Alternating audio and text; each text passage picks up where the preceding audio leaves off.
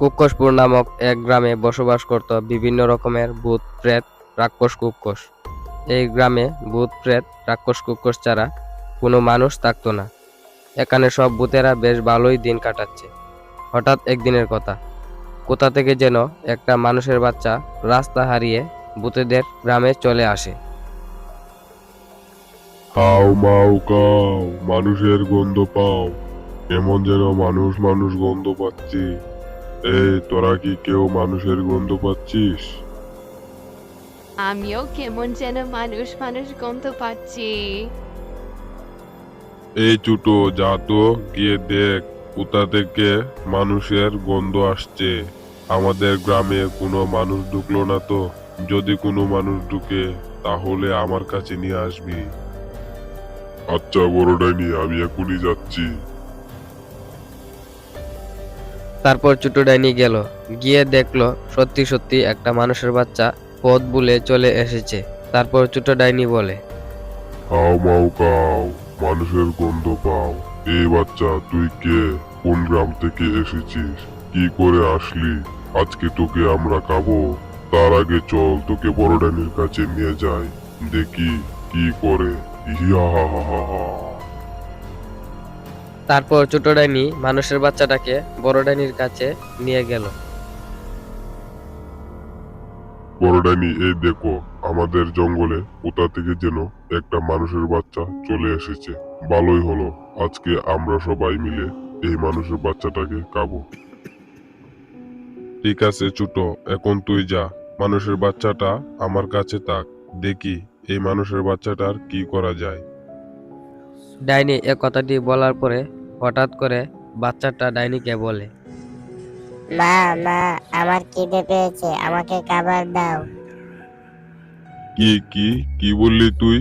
একটা মানুষের বাচ্চা হয়ে তুই আমাকে মা বললি? ছোট, ও আমাকে মা বলে আমার সেই হারিয়ে যাওয়া সন্তান লুল্লুর কথা মনে করে দিল। আমি জানি না আমার সন্তান লুল্লু কোথায় আছে, কেমন আছে। আমার লুল্লু হয়তো এতদিনে অনেক বড় হয়ে গেছে। তুই যা, আমি যাই ওকে ওর মা বাবার কাছে দিয়ে আসি। একই একই বড় ডাইনি, একটা ডাইনি হয়ে তোমার মন এত তাড়াতাড়ি গলে গেল। আমরা আরো ওকে খাবার চিন্তা করছিলাম, কিন্তু তুমি আমাদের জঙ্গলের সবচেয়ে বড় ডাইনি। তোমার কথা আমরা কেউ অমান্য করতে পারি না। আমি ডাইনি হলেও আমার একসময় একটা সন্তান ছিল। আল্লাহ হয়তো আমার কাছ থেকে আমার সন্তানকে আলাদা করে দিয়েছে, আর তাই আমি বুঝি যে একটা সন্তান হারানোর কতটা কষ্ট। আমি ওকে ওর মার কাছে ফিরিয়ে দিয়ে আসি, তুই থাক। তারপর ডাইনি বাচ্চাটাকে তার বাড়িতে রেখে এলো। ডাইনি আসার সময় দেখলো জঙ্গলে বসে আছে তার ছেলে লুল্লু। বাবা লুল্লু, তুই ফিরে এসেছিস? এতদিন তুই কোথায় ছিলি? আমি তোকে কত জায়গায় খুঁজেছি। এই বলে ডাইনি কান্না করতে লাগলো। মা, আমি সেদিন জঙ্গলে ঘুরছিলাম, তখন হঠাৎ করে এক তান্ত্রিক এসে আমাকে বন্দি করে নিয়ে গেল। এতদিন আমি তার কাছে বন্দি ছিলাম। আজ সেই তান্ত্রিকের মৃত্যু হয়েছে, তাই আমি মুক্তি পেয়েছি, আর হঠাৎ করে এই জঙ্গলে চলে আসলাম। এখন চল বাবা, সবাই তোর জন্য অপেক্ষা করছে। তারপর ডাইনি তার ছেলেকে নিয়ে গ্রামে গেল আর সুখে শান্তিতে বসবাস করতে লাগলো। তো বন্ধুরা, যদি গল্প ভালো লাগে থাকে তাহলে অবশ্যই লাইক কমেন্ট শেয়ার করবেন, আর চ্যানেলে নতুন হলে চ্যানেলটাকে সাবস্ক্রাইব করে পাশেই থাকবেন। তো আজকের গল্প এই পর্যন্তই, দেখা হচ্ছে নতুন কোনো গল্পে। ততক্ষণ পর্যন্ত ভালো থাকুন, সুস্থ থাকুন, ধন্যবাদ।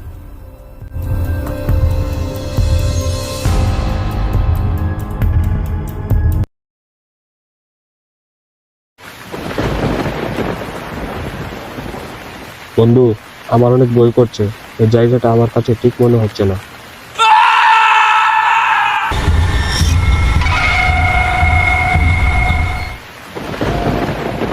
প্রচুর ঝড় বৃষ্টি হচ্ছে।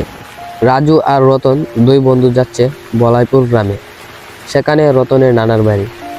রতন তার পরিবার নিয়ে শহরে থাকে, আর রতনের সাথে এসেছে রতনের বন্ধু রাজু রতনের নানার বাড়ি দেখার জন্য। রতন, আমার যে কি আনন্দ হচ্ছে! গ্রাম অঞ্চল আমার কাছে ভীষণ ভালো লাগে। এই রতন, তোর নানার বাড়িতে কি পুকুর আছে? হ্যাঁ রে ভাই, আছে তো। আর ওই পুকুরেই তো সবচেয়ে মজা। আমি যখন খুব ছোট ছিলাম তখন আমার নানা ওই পুকুরে গিয়ে মাছ ধরতো। এবার আমরা দুজনে মিলে ওই পুকুর থেকে মাছ ধরবো। আচ্ছা, মনে থাকে যেন। আমার কিন্তু মাছ ধরতে ভীষণ ভালো লাগে। আচ্ছা, এখন চল তাড়াতাড়ি যাই, না হলে পরে জ্বরের কবলে পড়বো। আগে নানাদের বাসায় যাই, পরে যা করার করবো। তারপর তারা দুই বন্ধু ঝড় বৃষ্টির মধ্য দিয়েই আরো তাড়াতাড়ি চলতে থাকে। প্রায় 1 ঘন্টা পর তারা দুজন রতনের নানার বাড়িতে এসে পৌঁছালো।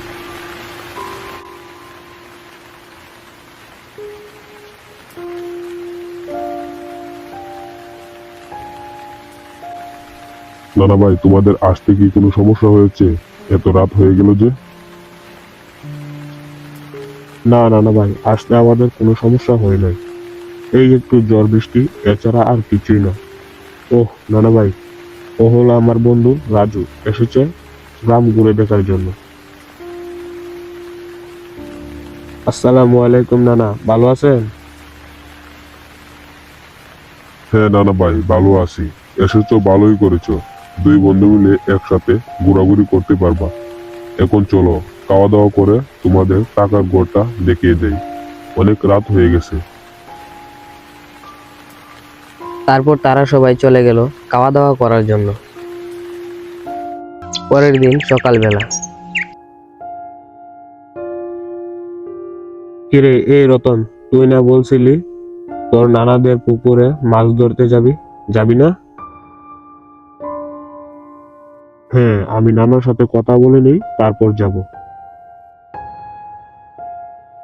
আচ্ছা যা, তাড়াতাড়ি তোর নানার সাথে কথা বলে আয়। আচ্ছা তুই এখানেই থাক, আমি যাই দেখি নানা কই আছে।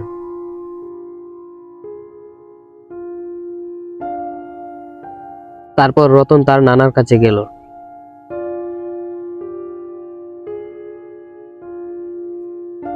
নানা ভাই, কি করো? এই তো নানা ভাই, কিছু করি না, বসে আছি। কি কিছু বলবা নাকি কিছু লাগবে?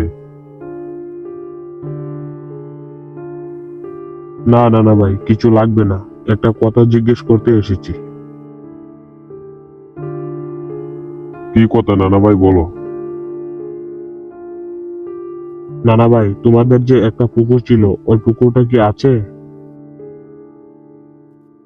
হ্যাঁ আছে তো। ওই পুকুর দিয়ে তুমি কি করবা? হঠাৎ করে ওই পুকুরের কথা জিজ্ঞেস করছো কেন?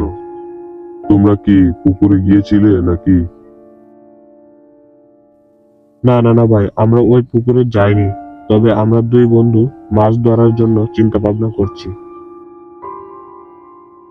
তারপর রতনের নানা রতনের এই কথা শুনে ভয়ে হতভম্ব হয়ে যায় আর রতনকে বলে, না না নানা ভাই, ওই পুকুরে যাওয়ার কোনো দরকার নাই। ওই পুকুরটা ভালো না। সাবধান, তোমরা ওই পুকুরে যাবে না। আর দিনের অবস্থাও খুব একটা ভালো না। ঝড় বৃষ্টি হতে পারে। আচ্ছা নানা ভাই, আমরা যাব না, তুমি নিশ্চিন্তে থাকো। তারপর রতন তার নানাকে এরকম ভয় পেয়ে যেতে দেখে সে আর কিছু বলে না। সে সেখান থেকে চলে আসে। রতনের নানার কাছ থেকে ফিরে আসার পর রাজু রতনকে জিজ্ঞেস করে, রতন, তোর নানা কি বললো? আমাদেরকে কি মাছ ধরা যেতে বলছে? আরে না, নানা তো পুকুরের কথা শুনেই ভয় পেয়ে গেল মনে হয়। আর বলল ওখানে নাকি সমস্যা আছে। আমার কাছে ব্যাপারটা খুব একটা ভালো মনে হচ্ছে না। আমার মনে হয় নানা আমাদের কাছ থেকে কিছু লুকানোর চেষ্টা করছে। রতন, কোনো সমস্যা হবে না। তুই শুধু একটা চিপ আর একটা জুড়ি মিল করতে পারবি কিনা বল। হ্যাঁ, এটা পারবো। জুড়ি আর চিপ মিল করা কোনো ব্যাপার না, কিন্তু নানা যদি পরে কোনো সমস্যা করে, সামলাতে পারবি তো? আরে আমরা কি তোর নানার সামনে দিয়ে যাব নাকি? আমরা তো লুকিয়ে যাব সন্ধ্যাবেলায়। ততক্ষণে তুই চিপ আর ঝুড়ি মিল করে রাখ, ঠিক আছে? ওকে, ঠিক আছে। তারপর রতন আর তার বন্ধু রাজু দুজনে সন্ধ্যা হওয়ার অপেক্ষা করতে থাকে। সন্ধ্যাবেলায় অজরের ঝড় বৃষ্টি শুরু হলো।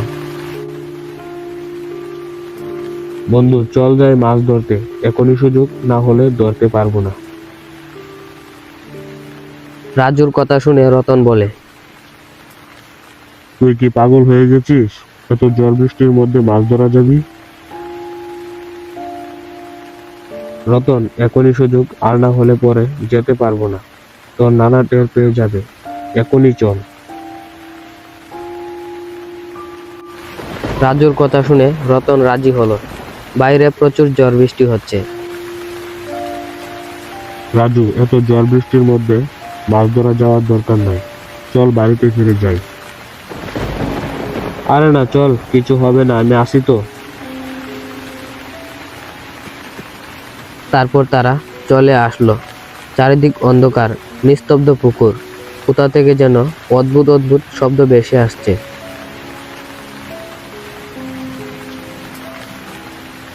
রাজু, চল চলে যাই। আমার এই জায়গাটা ঠিক মনে হচ্ছে না। ভয় পাস না, কিছু হবে না। রাজু রতনকে সান্ত্বনা দিল। তারপর পুকুর থেকে কুৎসিত চেহারা নিয়ে উঠে আসলো একটা ডাইনি। ভয়ঙ্কর দৃশ্য। ভয়ে দুজন অবাক হয়ে তাকিয়ে রইল। কাকুতি মিনতি করতে লাগলো ছেড়ে দেওয়ার জন্য। তারপর ডাইনি ভয়ঙ্করভাবে হাসতে হাসতে বলে, আমার কে বলছিল তারা আমাকে মেরে বস্তায় ভরে এই পুকুরে ফেলে দিয়েছে? কি দোষ করেছিলাম আমি? আমি কাউকে ছাড়বো না, সবাইকে মেরে ফেলবো। কিন্তু আমাদেরকে কেন মারবে? আমরা তোমার কি ক্ষতি করেছি? তোরা আমার কোনো ক্ষতি করিসনি। ক্ষতি তো করেছে মোহন জমিদার বাবু। আমি ছিলাম তার বাড়ির চাকর।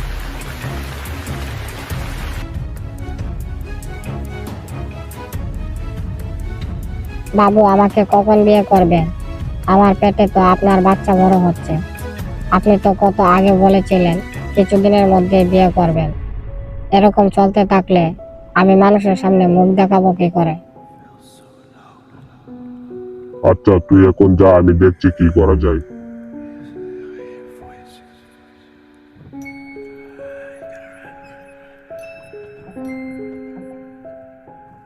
এই রামু শামু, শোন, ওই যে আমার বাড়িতে যে কাজের বেটিটা আছে না, ওকে মেরে পুকুরে ফেলে দে, যাতে কেউ দেখতে না পায়।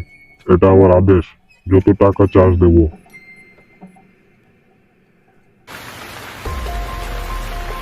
তারপর ওরা আমাকে মেরে পুকুরের নিচে ফেলে দেয়। আর আমার মরা দেহ এখনো এই পুকুরের নিচে, তাই আমি মুক্তি পাইনি।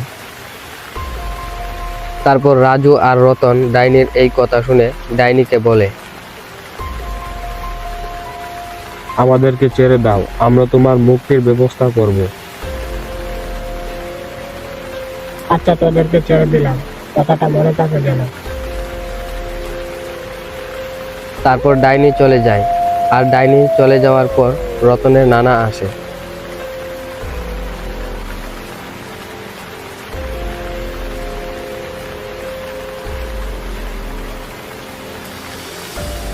নানা ভাই, তোমরা এখানে এসেছো কেন? আমি নিষেধ করা সত্ত্বেও তোমরা এখানে এসেছো। এখানে আসার জন্য না করেছিলাম না তোমাদের? নানা ভাই, আমরা জানতাম না যে এখানে একজন মানুষকে মেরে ফেলে দেওয়া হয়েছে। ওই মহিলাটা কি দোষ করেছিল যে এই মহিলাকে মেরে এই পুকুরের নিচে ফেলে দেওয়া হয়েছে?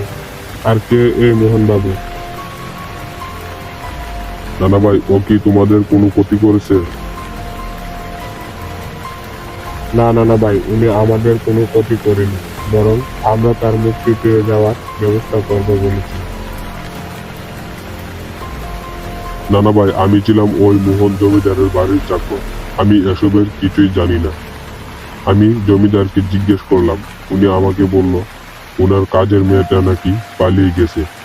তারপর থেকে পুকুরের পাশ দিয়ে কেউ গেলে বলতে থাকে যে পুকুরে নাকি মাঝে মাঝে অদ্ভুত অদ্ভুত কান্নার শব্দ শোনা যায়, তাই কেউ এই পুকুরের পাশে আসে না। তারপর তারা তিনজন মিলে ওই মহিলার মুক্তির ব্যবস্থা করে।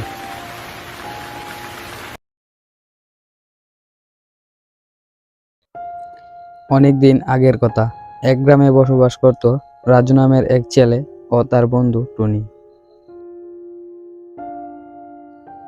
রাজু রাজু ও রাজু, চলো না, অনেকদিন হলো কোথাও ঘুরতে যাই না, নদীর পাড় থেকে একটু ঘুরে আসি।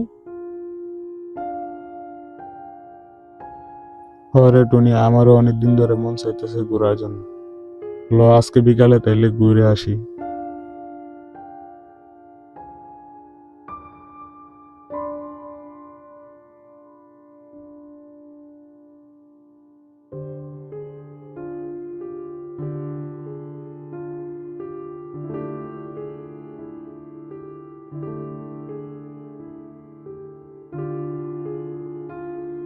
মার কাছে শুনেছিলাম, এখন আর মনে নেই এই গ্রামটার নাম জানি কি। রাজু, এই গ্রামটার নাম কাঞ্চনপুর।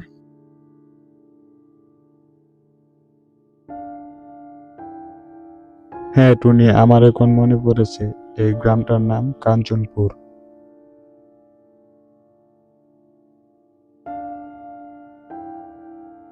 তারপর তারা হাঁটতে হাঁটতে চলে এলো নদীর পাড়ে। নদীর ওপারের গ্রামটার নাম মার কাছে অনেক শুনেছি, কিন্তু এখন আর মনে পড়ছে না। রাজু, নদীর ওপারের গ্রামটার নাম হলো লক্ষ্মীপুর গ্রাম।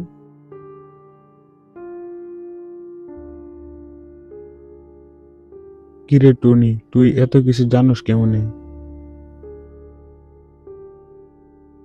আমি তো দূর দূরান্তে ঘুরে বেড়াই, তাই আর কি জানি।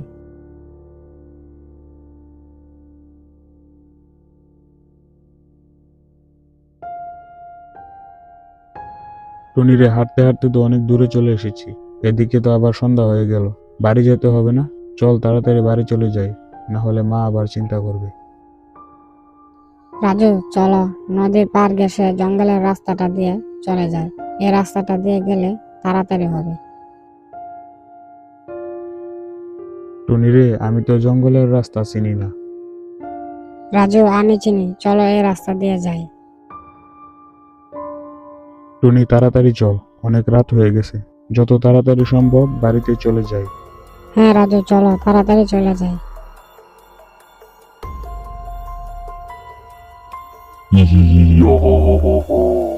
খাবারের গন্ধ, মনে হচ্ছে অনেক দিন পর শিকার পেয়েছি। হাতের কাছে অনেক দিন পর কোনো মানুষের গন্ধ পেয়েছি। আজ মানুষের হাড্ডি চিবিয়ে খাবো। ইয়া ইয়া।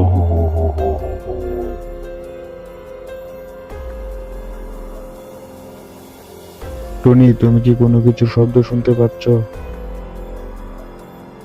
হ্যাঁ রাজু, মনে হচ্ছে আমাদের উপর কোনো বিপদ আসতে চলেছে। তাড়াতাড়ি চলো, এখান থেকে চলে যাই।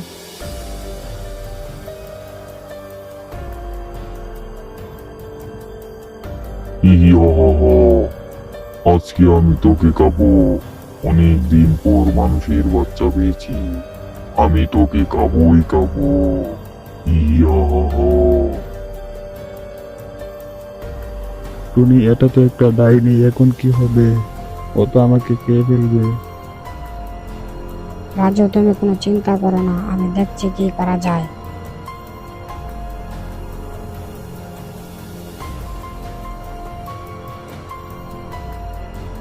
বিচিং বিচিং চিচিং চা, মানুষের জানা বন্দি হয়ে যা। বিচিং বিচিং চিচিং চা, মানুষের জানা বন্দি হয়ে যা।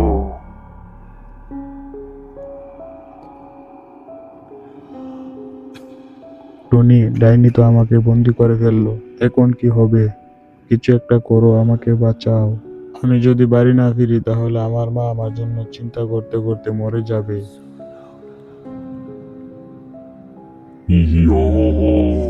তুই বাঁচতে পারবি, কিন্তু 3টা শর্তে। যদি আমাকে কেউ নীল সাগরের নিচ থেকে চিনুক, আর কালো পাহাড়ের নীল আপেল এবং সোনার রাজ্যের স্বর্ণের বিস্কুট এনে দিই, তাহলেই আমি তোকে ছাড়বো। তা না হলে আমি তোকে কিছুতেই ছাড়বো না। ইহিয়া হা হা হা হা হা হা।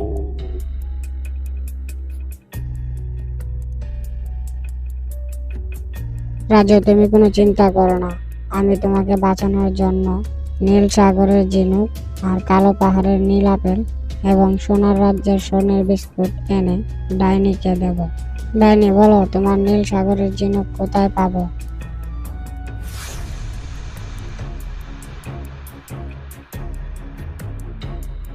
ইহিয়া হা হা হা হা। এই পাহাড়ের পিছনে যে বড় সাগরটা আছে, সেই সাগরের নিচে আছে একটা বড় ঝিনুক। সেই ঝিনুকটা নিয়ে আয়। ইহিয়া হা হা হা হা। আমি ঝিনুক আনতে যাচ্ছি। ডাইনি, তুমি আমার বন্ধুকে কিছু করবে না। রাজু, তুমি কোনো চিন্তা করো না, আমি তোমাকে বাঁচাবই। সাবধানে যেও টুনি। তারপর টুনি চলে গেল সেই সাগর থেকে ঝিনুক আনার জন্য। এত বড় সাগর, এখানে তো অনেক ঝিনুক। কোথায় পাবো সেই বড় ঝিনুক? ওই তো সামনে দেখা যাচ্ছে একটা বড় ঝিনুক, মনে হচ্ছে এটাই। যাই, গিয়ে নিয়ে আসি। তারপর টুনি ঝিনুক নিয়ে গেল ডাইনির কাছে। ডাইনি, এই নাও তোমার নীল সাগরের বড় ঝিনুক। ইহিয়া হা হা হা হা। একটা শর্ত পূরণ করেছিস তো কি হয়েছে? এখনো আরো 2টি শর্ত বাকি আছে। ইহিয়া হা হা। ডাইনি, বলো তোমার কালো পাহাড়ের নীল আপেল কোথায় গেলে পাবো? ইহিয়া হা হা হা হা।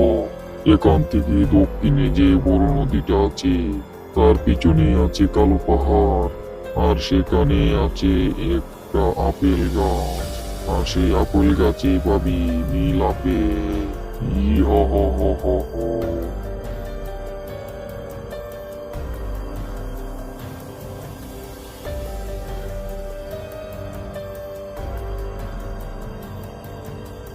তারপর টুনি গিয়ে সেই কালো পাহাড় থেকে নীল আপেল নিয়ে আসলো।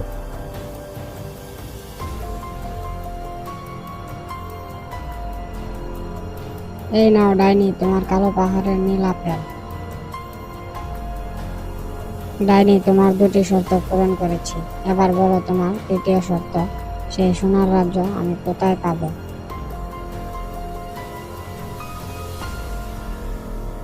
ইহিয়া হা হা হা হা। এই জঙ্গলের পরে একটা কালো জঙ্গল আছে, আর সেই জঙ্গলের পিছনে আছে সোনার রাজ্য। যদি তুই এই শর্ত পূরণ করতে পারিস, তাহলে তোর বন্ধুকে তুই বাঁচাতে পারবি। আর যদি না পারিস, তাহলে তোর বন্ধুকে আমি খেয়ে ফেলবো। ইহি হা হা হা হা হা।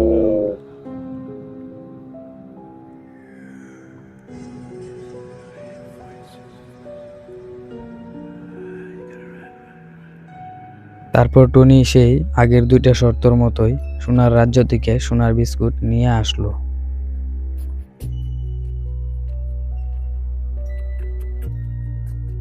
এই নাও ডাইনি, তোমার সোনার বিস্কুট।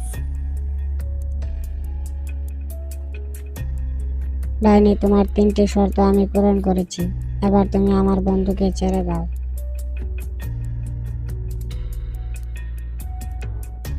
ইহি হা হা হা হা হা। আজ পর্যন্ত কেউ আমার 3টা শর্ত পূরণ করতে পারেনি। তুই সাধারণ পাখি হয়ে আমার 3টা শর্ত পূরণ করলি। যা, তোর বন্ধুকে ছেড়ে দিলাম। ইহি হা হা হা হা হা।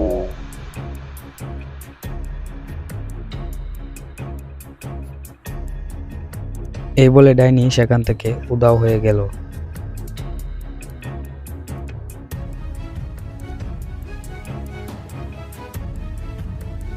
আর এদিকে টুনি পাখি থেকে একটা সুন্দর মেয়েতে পরিণত হলো। একই একই, তুমি কে? আমার বন্ধু টুনি কোথায়?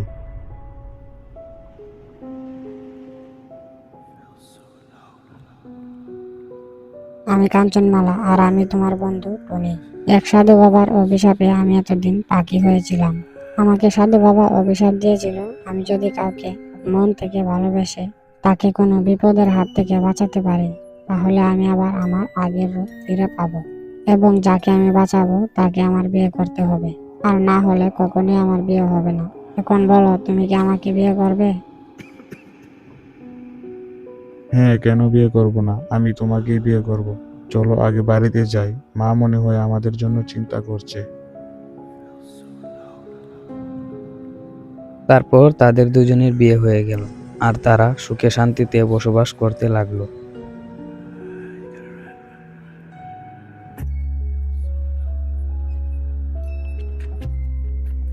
তো বন্ধুরা, এই ছিল আমাদের আজকের গল্প। তো গল্প কেমন লাগলো অবশ্যই কমেন্ট করে জানাবেন, আর চ্যানেলটাকে সাবস্ক্রাইব করে বেল আইকন প্রেস করে রাখবেন, যাতে নতুন ভিডিও সবার আগে আপনার কাছে পৌঁছে যায়। তো আজকের মতো এই পর্যন্তই, দেখা হবে নতুন কোনো ভিডিওতে। ততক্ষণ পর্যন্ত ভালো থাকবেন, সুস্থ থাকবেন। আল্লাহ হাফেজ।